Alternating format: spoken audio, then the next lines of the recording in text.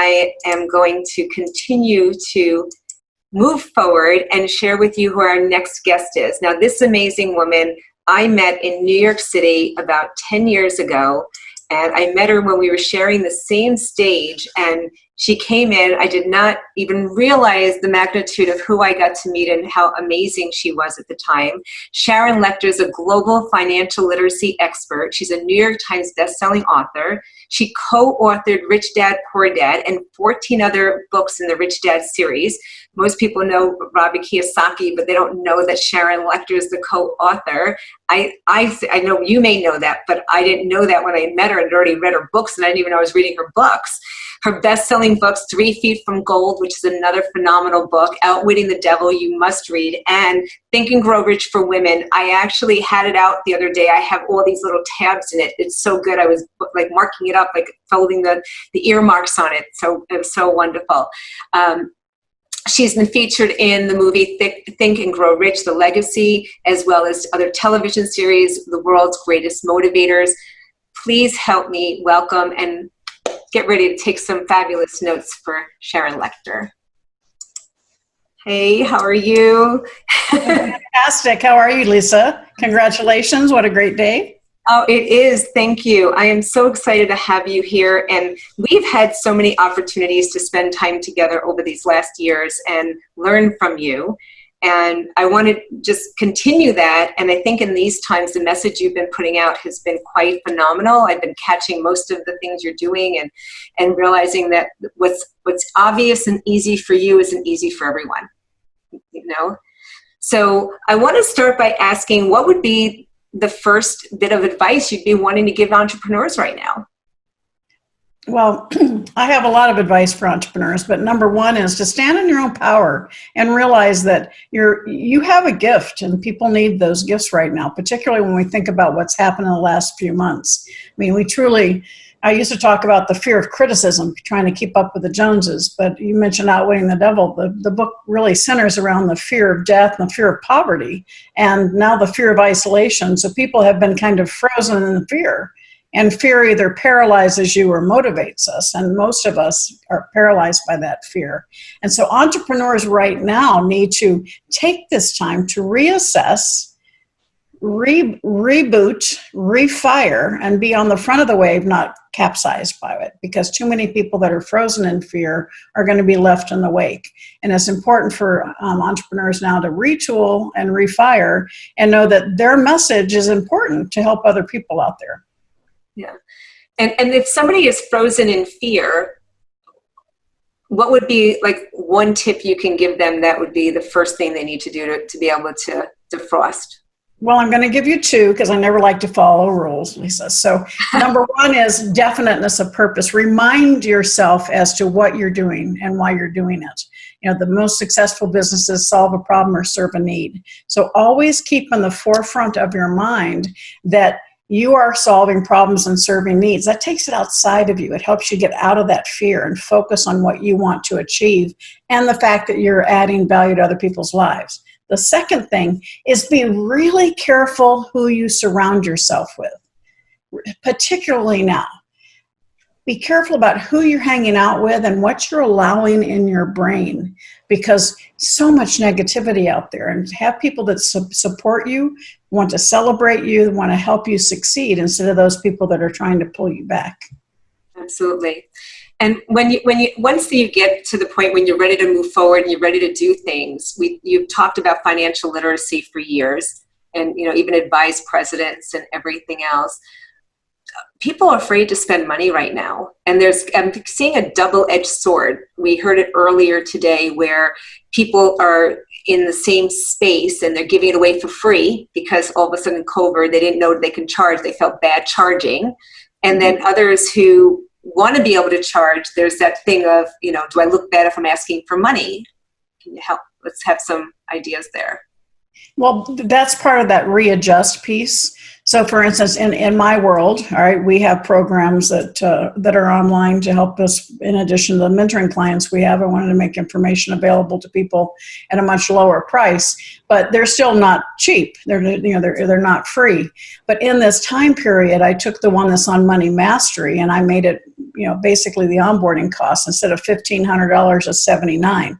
I did that in an effort to support people through this process. And that's entrepreneur. It doesn't mean we aren't still selling our higher level programs, but it's our way to say, we know this time is tough. We want to give you the information to help you find the next step for yourself. And it's so important that people think about how can I support people and still have them in my, as a customer and support nurturing them. I talk about give, sell, right? Give, ask. It's so important because people see that and they see the transparency and the authenticity. And it's important to support each other through this process. But we're all still in business to survive. And the more you make, the more you can help others and the more you can give back. Yeah. And I'm with that give, ask is what I've been saying for years. I find it interesting, though, that a lot of I'm seeing people that they're almost the fear is there of asking for the money. The guilt is there. Their first tendency is to reduce prices, although you're giving something away to reduce. I know your other prices are still, will still be there. I always learned that in a winter economy, you want to add more value versus reduce pricing. Right? Bonus, don't discount. Bonus, don't discount. Yeah, we always, when we're doing a special at a seminar, we always say, and here's a bonus, additional bonuses to it, because you don't want to discount your value. And in my case, this is the first time in my history, in my career, that I've actually done this by taking something and putting it so low. But it was actually my way of giving back. But from a standpoint of a business model and a revenue model, it's much stronger to bonus up and stand in your truth and stand in your value. And by bonusing, you get the additional value. And people, discounting makes you feel like you're on a flea market. Don't discount, bonus up. And I think we also train people on how we're going to be working with them. So if they think they have to get a discount, the next time they're going to look for another discount or something like that. It's like we're creating that model for them. When you think about business today, where should business owners be investing money? They should be investing in themselves right now. This is the time to be working on your business, not so much in your business, because you have a real opportunity to retool. We keep hearing the term the new normal. Well, it's whatever you're going to make it to be. It's not, you don't wait for you to figure out what it is. You create the new normal for yourself and your business. And this is also a really strong time.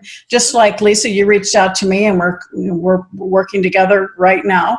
That power of association. Now is the time to start figuring out who else can you collaborate with. I know you just had Forbes. I saw her on, and my dear friend Alex Stern, both of them dear friends of mine.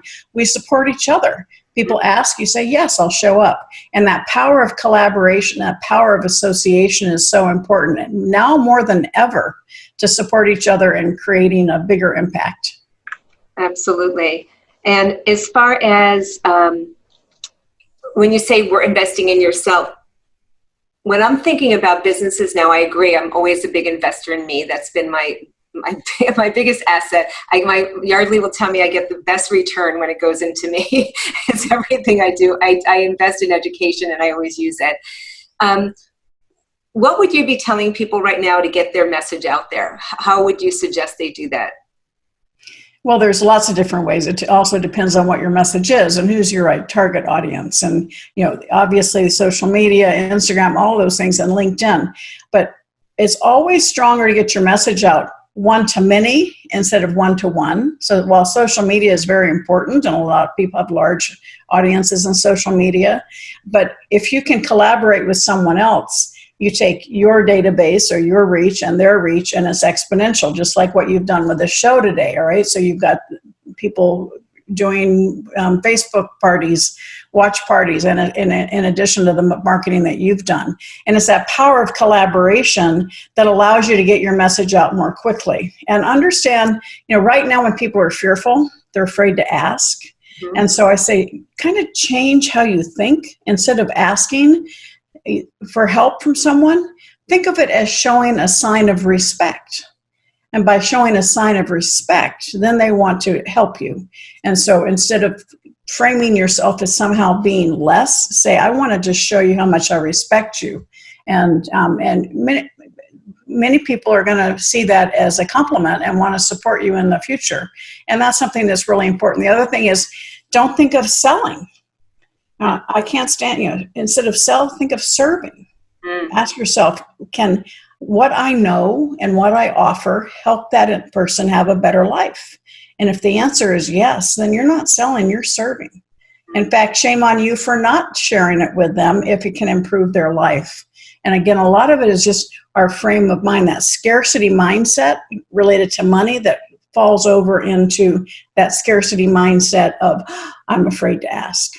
Yeah, it's interesting. I used to say, don't seek advice from your fears, because that's really what happens. If someone's afraid of selling, like I actually wonder, will you spend that money on yourself? And if they wouldn't spend it on themselves, is why they have a hard time telling somebody else to spend it with them.